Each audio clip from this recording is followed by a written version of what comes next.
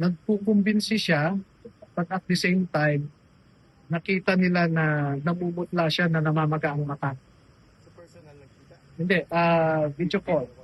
And it appears that they are being some sort of detained. Kasi hindi sila makalabas kung nasaan sila ngayon. Inimbitahan po ako para pag-usapan namin yung uh, pagpapalakas sa mga cases, no, na tinitingnan ng Office of Ombudsman. And second, gusto nilang malaman kung ano yung mga circumstances sa pag-recant ng apat. No? So, ang sabi ko, matagal na po kasi silang target of focused operations, no? Psychological, financial, and well, may mga threats, no? Ginagamit kasi nila yung barangay officials, may nagpapanggap, hindi ko alam kung totoo, o na NBI, na kinikase yung bahay. In fact, I think na-record ni Orbilio yung sinabi ni Bolontate, na sinabihan si Bolontate, nasabihan si Orbilio na kinasing ng NBI yung bahay niya. NBI? Oo. Okay. And ang sabi nga, alam nila na doon sa bahay mo sa likod may river. Ganon, no? So, kasi si Bolontate tumawag kahapon sa isa. Sa 14 mo? Sa 14. Oo. And then may mga sinabi siya na hindi po muna masabi ngayon sa inyo. Pero yung essence, ano? Nagre-regret ba o ano? Parang? O nagre-recruit pa na magre-recant? Mixed eh. Nagkukumbinsi siya, but at the same time, nakita nila na namumutla siya na namamaga ang mata.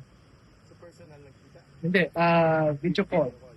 And it appears that they are being some sort of detained. Kasi hindi sila makalabas kung nasaan sila ngayon. Yung tatlo? Apat? Yung apat. Sino may hawak sa kanila? Ha? Detained by who? Kaya nga, hindi ko masabi yung ibang detalye, no? Kasi titingnan natin kung paano mag-evolve itong situation. And I am praying na sana basta mabuti silang kalagayan. Apat. You can say under threat yung apat?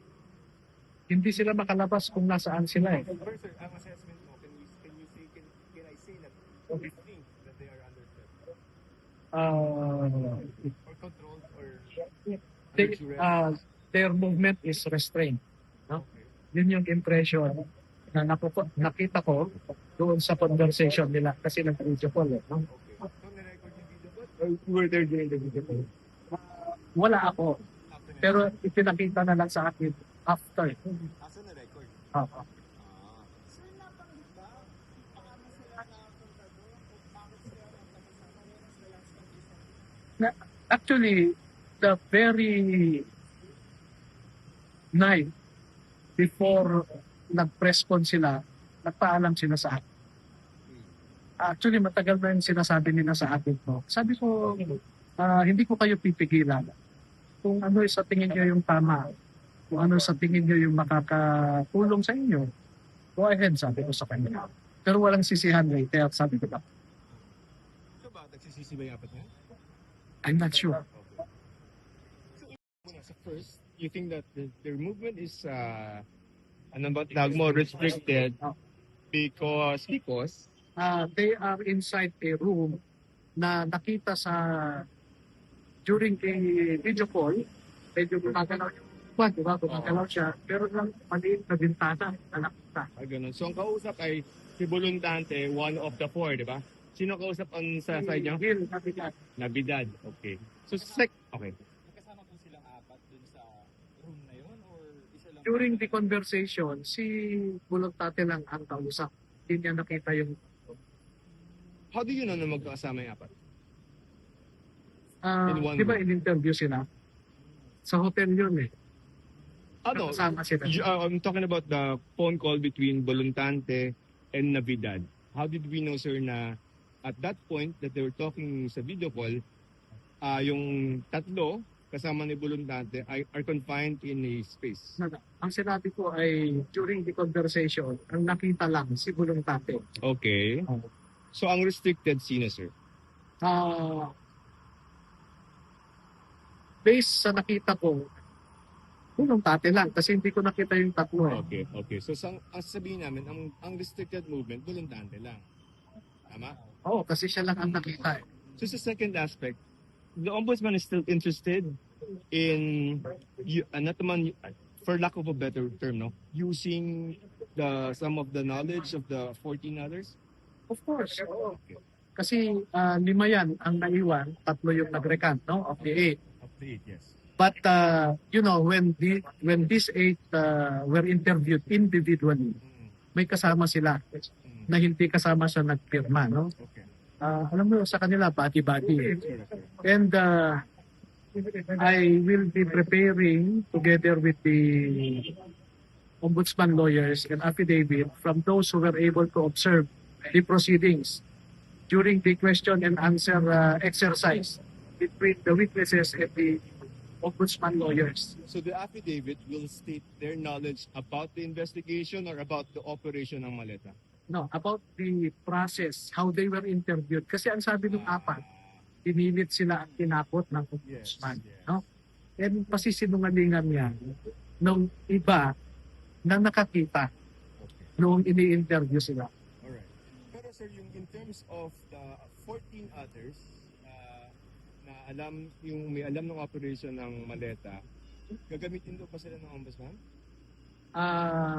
May ganun bang intention? According to... Hindi ko masagot yan. Sila ang makakasagot niyan. But I want to emphasize that yung 18, lahat ng 18 naman, sumama sila sa deliveries. Okay. Kaya sila nag-join affidavit. Kasi lahat ng na-deliveran na yan, halos magkakasama sila. So yun din pala yung question ko before pa kasi di ba ang alam namin, ang inasahan namin, all 18, paparado yan, kukunan ng isa-isa. But we stopped at 8. Paano nyo ba pinili? Ang ombudsman ang pumili. Ang sabi nila, pwede bang kausapin namin si Mr. Taberdo sa araw na ito? Sige, pinapunta ko. Si Buluntate sa ganitong araw. So isa-isa yon. Yung wow ba na yun, sir? Oo, upan. So individual. Sino yung namili nun? Ombudsman. How did they select? How do you know? I think randomly. Random. Oo. Now, after interviewing the 8, ang sabi sa akin, contented na kami. Gets. Paano yun? Baka kung kukuha pa ulit sa 14, hindi na. Talagang discretion ng Office of the Ombudsman. Kung anong gusto. Attorney, I just need to ask kasi I'm sure you're well aware naman po dun sa naging statements ni Ombudsman after po na mag-recant ng 4. And I'll quote him, he said that you were a colorful character daw po. Your reaction lang po to that type of... Sabi niya Ombudsman, Opo. I did not in that press con. Colorful. Yes, colorful. Sabi niya character. colorful. Yes po. Well, perhaps he knew what I did during the PDAP scam. I sued or I submitted documents or complaints against 14 senators, 198 congressmen, and 5 cabinet secretaries. No? And then after that, we worked together somehow in the Tevez case. So, when I heard several complaints from people of Negros Occidental about the alleged abuses of the Tevez group, no? Every month namamasyal ako sa Negros noon to validate. Kasi walang masumbungan yung mga tao doon eh. Sabi ko nga, yung isang bata na na-rape, no? Anyway.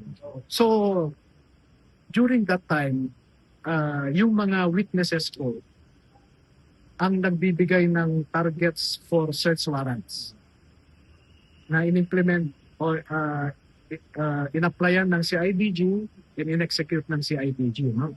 Kasi nakuha ko yung isang group, okay. 4 kasi yan na hit group ni Tevez. Former Army, former Marines, former NPA, cadres, and locals. So doon sa locals, nakuha ko yung leaders nila. At may listahan nga ako dyan, 2.5 pages ng listahan ng mga hitmen. No? at sarili kong banyon, effort. Walang tulong ang security forces natin. So in that context, perhaps, no, the ombudsman say that I am, what did he describe me? A colorful character. Yes. So, so if he is restricted, he's restricted by whom and why? We don't know. Okay. Your theory. Well, I think the ombudsman has his theory. Nasabi na niya sa inyo. Pero ako, I have mine but I'd rather not say it in public. Why not? Sorry, joke lang. Well,